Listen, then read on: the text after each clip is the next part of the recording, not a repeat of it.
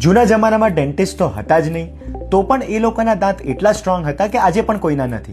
તો આનું સિક્રેટ શું હશે? એક તો તે વખતે ખોરાક આટલો મિલાવટવાળો નહોતો, બધું જ પ્યોર હતું. હવે બધી જ વસ્તુમાં આર્ટિફિશિયલ સ્વીટનર્સ અને પ્રિઝર્વેટિવ્સ હોય છે.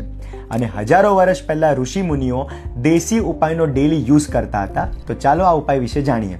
પહેલું, લીમડાનું દાંતન અથવા ટૂથપેસ્ટ. તેમાં નેચરલી એન્ટીબેક્ટેરિયલ પ્રોપર્ટીઝ છે જે પ્લાક કેવિટીઝને રોકે છે અને દાઢને સ્ટ્રોંગ બનાવે છે. સો કોઈક વાર કરાય, પણ વધારે ઘસવાથી દાંત ઘસાઈ શકે છે. બીજું, લવિંગનું તેલ.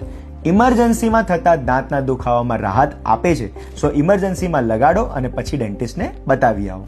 ત્રીજું, તાંબાના સ્ક્રેપરથી રોજ જીભ સાફ કરવાથી ટોક્સિન્સ દૂર થાય છે, દુર્ગંધ ઘટે છે અને મોં ફ્રેશ લાગે છે. આ સિમ્પલ ટિપ્સ લાઇફસ્ટાઈલમાં એડ કરશો તો તમારા દાંત હંમેશા મજબૂત અને હેલ્ધી રહેશે. આવી જ યુઝફુલ ઇન્ફોર્મેશન માટે અમારા પેજને ફોલો કરવાનું ના ભૂલતા.